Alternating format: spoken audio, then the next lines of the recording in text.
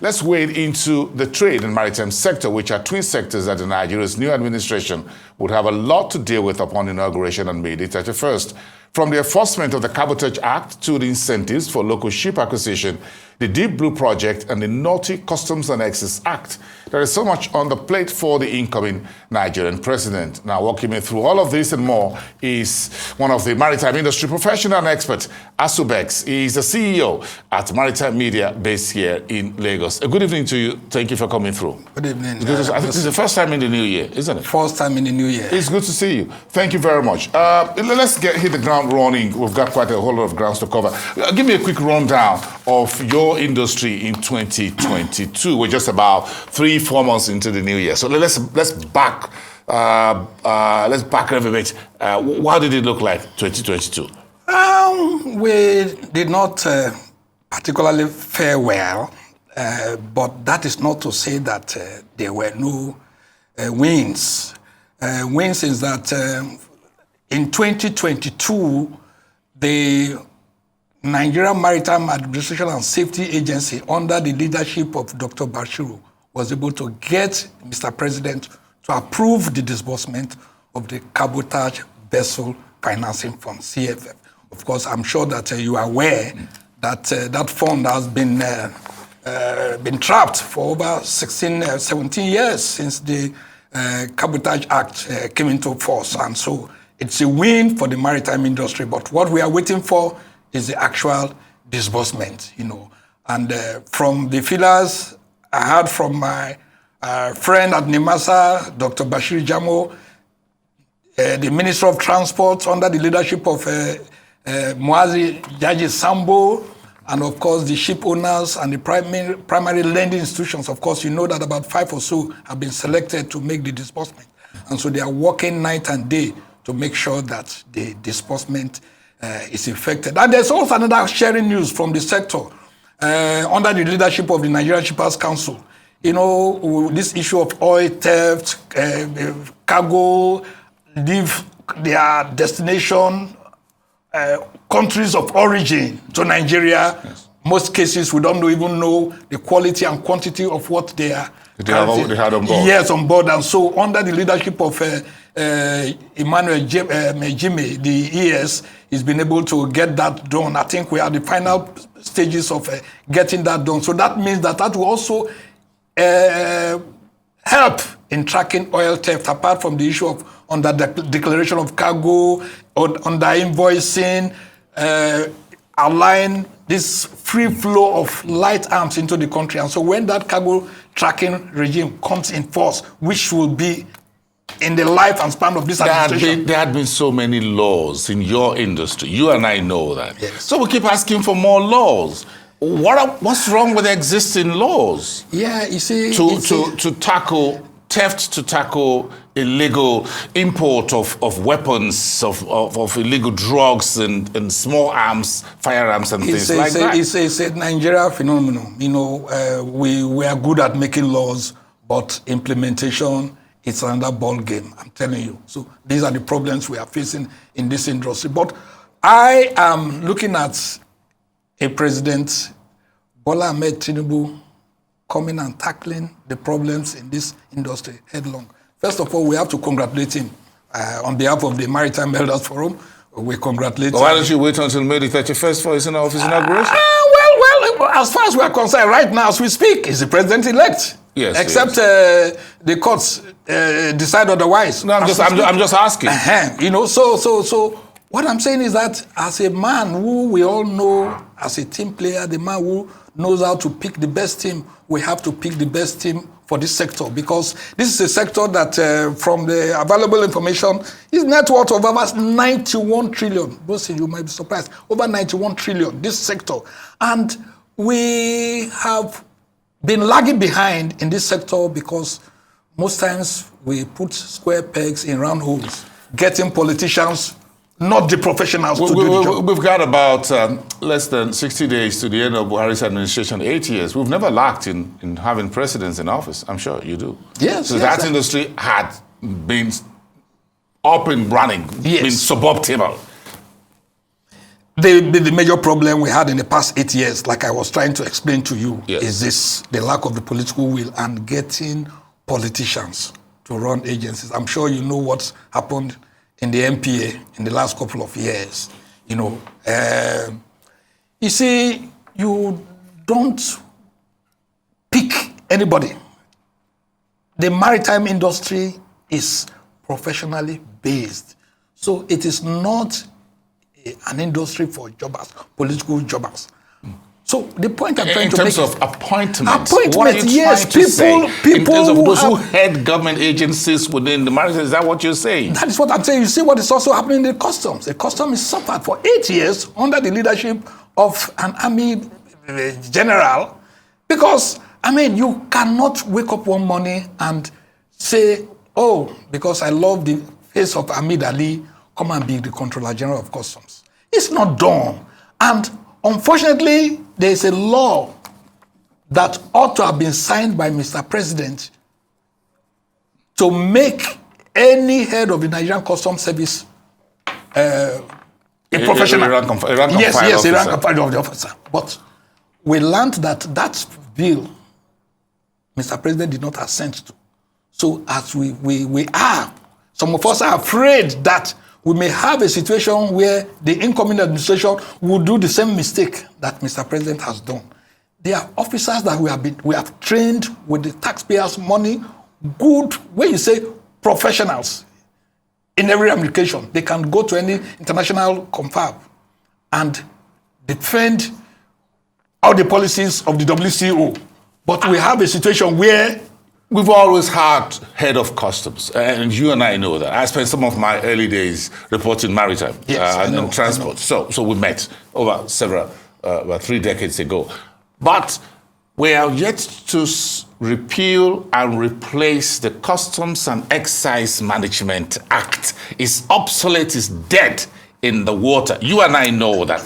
That law is about 40, 50, 60 years old. I was at a public hearing last year. President Obasanjo was not able to do it. And we've had 3 presidents after him. Yes. Yet this obsolete law is what the customs is still using till today. Do you think President-elect Bola Ahmed Tinubu will be able to handle it, to repeal and replace SEMA of 1958?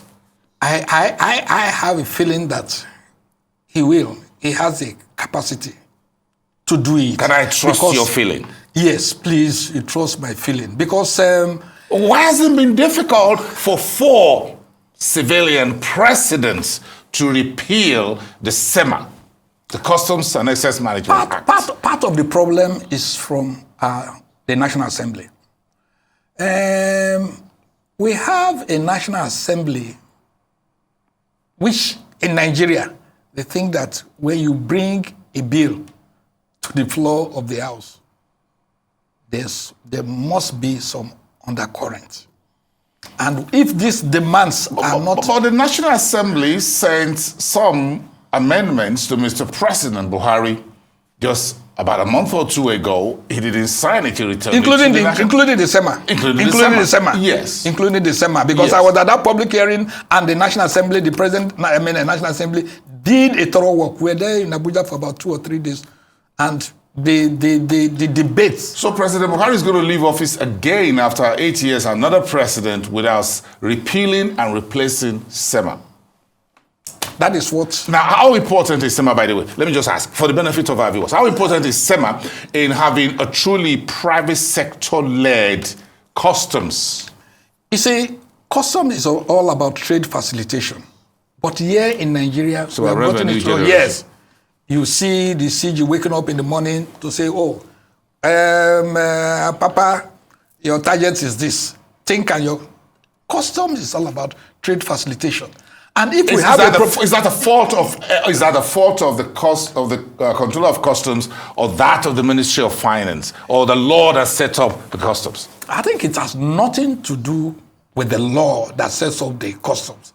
You see, so where does the customs get its belief? There's this mentality that, oh, That was the target. Is there a target that's what from I'm the saying. Ministry of Finance? The agencies, the Ministry of Finance, should not be setting target for the customs because that is not their primary function. You saw, for instance, if because of the issue of leadership, if we had a professional heading the Nigerian Customs Service, what happens a couple of years ago when Mr. President shut down the borders, couldn't have happened. But we've had professionals as Controller of Customs. I can count 5 in my career. Controller Generals. Yes, Controller Generals, who are deep men and women, men of the customs. So how come they couldn't do it? So I blame the current one, the outgoing one.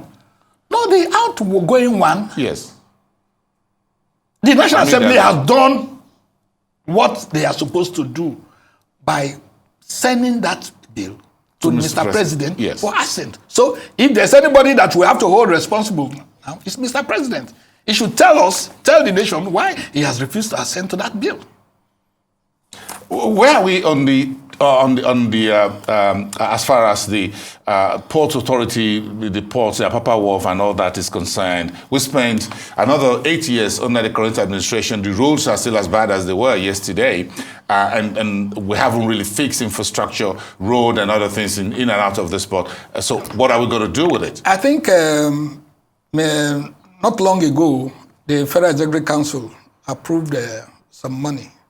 I think about $800 million or thereabout. I can't remember the exact figure for the infrastructural upgrade of Tinkan. I'm not sure that approval covered all the ports because the ports are in a deplorable situation. What we are doing, if you go to some other parts of the world and you see their ports and then you come back to Nigeria, you will cry. For instance, I've always challenged whoever is the head of the the managing director of Nigerian ports. Can you, as you stand, take a visiting port manager from another country to, for instance, Tinkan Port? Understand they just did start to do some rubbish clearing about 2 or 3 days ago. It's an eyesore. All we are after is this issue of target. All the port managers or the managing directors of the ports are after is to meet the target. To make revenue. To make revenue. That is not the primary function. Even if revenue is the primary target, why don't you repair the roads that lead to the ports, in and out of the ports, even if you're going to make revenue? Let me tell you the problem we have in this country. Any area where you see revenue coming from, that is the area the government neglects. The most. This most, because I'm telling you from the experience of a son of the Niger Delta, anywhere revenue is coming from. If you go to an airport, it's the same thing. If you go to Tinkan Port, it's the same thing. Anywhere you see revenue coming from, they seem to like, because in civilized climes, the Apapa Port, for instance, should not be a federal government responsibility. It should be under the Apapa local government. Yes. Apapa local government? Yes, Apapa local government. Because the funds, when you see, we make funds, we generate revenue, we take everything to Abuja. Why local government? That's still another government. Why not the private sector? No. I'm just giving you an example. Yes. We are not saying that, why don't we let private sector, DP World of Dubai, why don't we allow them? Why don't we privatize it and let perhaps the DP World? No. You Dubai see, handle it. Let's take it step by step. What I'm saying is that in Nigeria now, because of the issue, the regime of concession, of course, the ports, the terminals were concession. Yes, and so somehow, whenever you look at it, the private sector is already in the business. But that was halfway down. You guys did not do it full scale. Yeah, because like the power sector. Because we told the government at that time to take it stage by stage. Take some pilots. For instance, start with like Tinkan and see how the thing. Yes. Now so you have the container warehouses. See, now you have taken all the space in the ports where the containers used to be. So it's a mess. It's a mess. It's a mess. So what Obasanjo did over time became a mess. It became a mess because the terminal, the concessionaires, all they're after is money. So the whole Apapa is messed up. It's messed up. And then there's also this issue of review of their contracts. It's been which was 10 years. Yes. When this new minister came, he gave a marching order to the managing director of Nigerian Ports Authority to come up with an acceptable review of the agreements, but that seemed not to have been done up till now. And so that's part of what you think President-elect Bola Tinubu should do, and the new transport minister. Yes. And then it's very, very important. We need a minister of maritime affairs. Minister of Maritime Affairs. Yes, move transport. Let transport have transport and works, or works and transport, whatever you will call it. You remember that aviation was part of this ministry before it was moved out. Yes. And of that was also because of the infighting between the then Minister of State Aviation. Yes. And he moved, and he's doing well, relatively doing well. So the industry stakeholders are saying that President Bola Ahmed Tinubu, his first priority in that sector should be the creation of a Ministry of Maritime Affairs. I've told you about an industry worth over 91 trillion. Is that an industry you want to play with? Now we are talking about NBS coming out with statistics. They don't even care whether that sector is carried along. How can you say that the GDP, when we're talking about of the maritime sector, yes, we're talking about 2% or 1.5%. Where? Contribution to the GDP. Every crude that you take out of this country is from your sector. From that sector. Everything so the oil sector taking credit for that. You don't seem to like that. Yeah, exactly. Oil sector taking credit for that. So these are the things as well as trade. These are trade, and these are the things that the incoming president should address. But the most important thing is putting square pegs in square holes. It's very, very important. Very, very important. Do you think we need to build and really make other seaports function in Nigeria other than Lagos? Is it a political issue or economic or what? My brothers from the Niger Delta, or let's say from the East, see it as a political tool why the ports in the East are not working. But that is not the truth. Like Onitsha need a seaport. But that is not the problem. The problem is that when I import good, and I'm going to import, I'll decide where those goods should be landed. And you as an importer. Importer. So it is not MPA or not the customs that dictate to you where the goods will land. So if everybody decides to bring his goods to Lagos, why would everybody bring their because of the market. The market. Yeah. But there's only Lagos. You've got trucks coming into Lagos to move these goods out of Lagos again. So why don't we have, out of 5 containers, so 10 containers you are bringing in, 3 goes to Onitsha, 1 goes to Warri, the other goes to, rather than the 10 of them coming to Lagos? But not entirely the issue of the market. There's also the problem of security, especially in the ports of Warri, Anone, and Port Harcourt. I had a chat with the MD of MPA sometime in February, and he told me by 4 o'clock that in the evening? Yes, they are short operation because they cannot guarantee security. But this security issue had not been this bad 10, 20 years ago. It hadn't been. No, those ports were Warri, One, Calabar ports, they were all booming. At least 10, 20 years ago, you were talking about.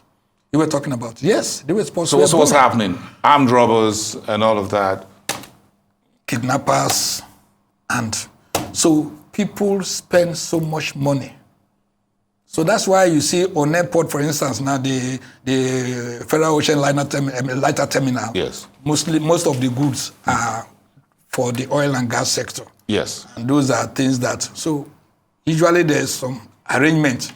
Between the Ogevza region and Nebza. Yes. And so that way, but essentially the ports in the east need to be upgraded. Now look at the one in Calabar, which has become so controversial, over 100 nautical miles. The channel is over 100. What are you doing with that? So that's why ports are now, nations, even states in Nigeria are now going for the construction of deep sea ports, including my own state, Bayelsa.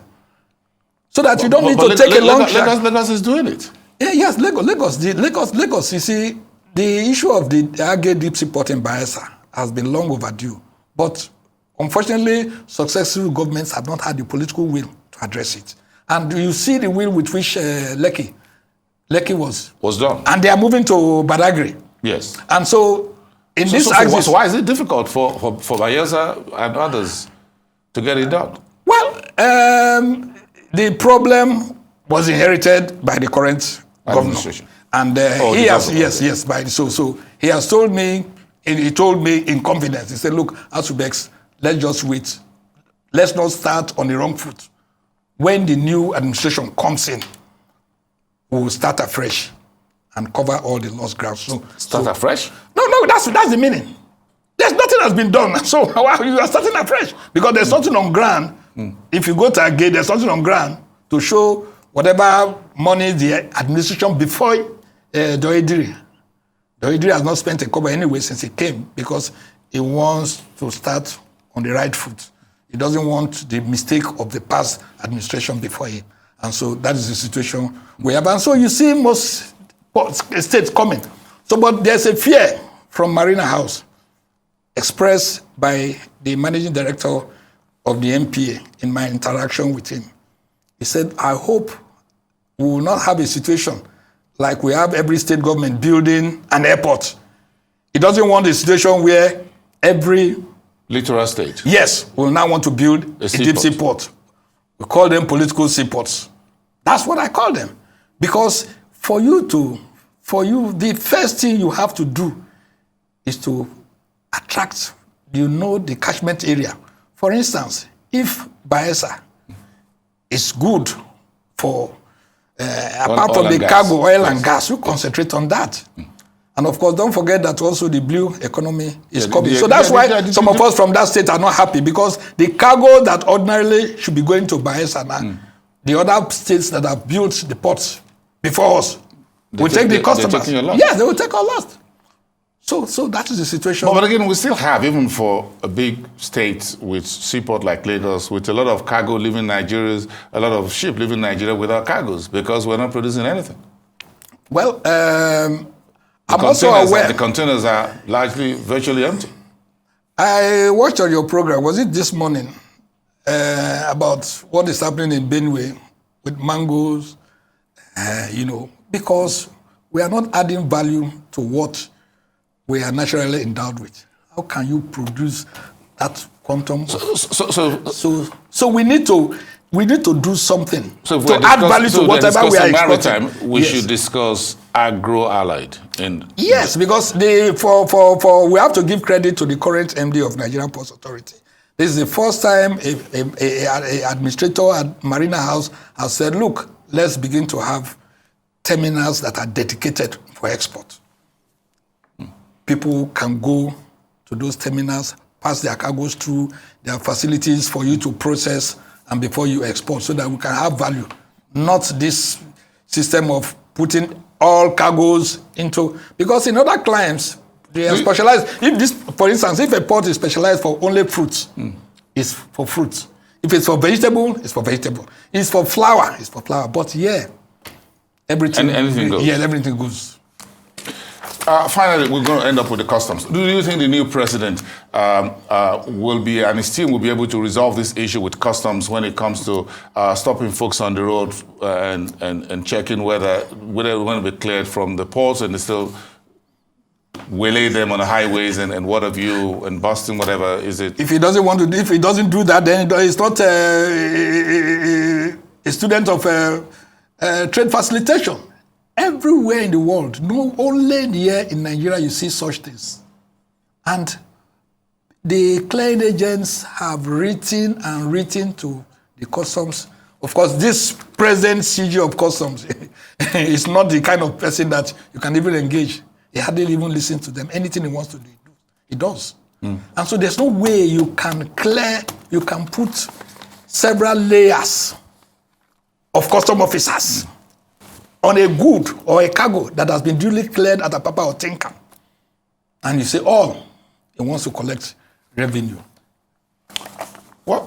Okay. Surprisingly, the Nigerian customs also belong to WCO, the World Customs Organizations. And these things are not allowed. So when they go to their conferences, I don't know what they say, but the only thing that can reduce, because most of these tax forces you see, they will tell you CG's tax force. Yes, CG's tax force. they make returns to the government and then to pockets of some people. Okay, I'm not going to. Let's leave it there. Let's leave it there. I'm sure we're not waiting any much longer. May 31st is almost here. We're going to have a new president in office, and then we can get you back on this seat and then continue the conversation from there. Thank you so much for coming through this evening. It's a Monday, it's a public holiday here, so we appreciate dressing up and making up for the studio tonight. Thank you so much, Asube. Thank you.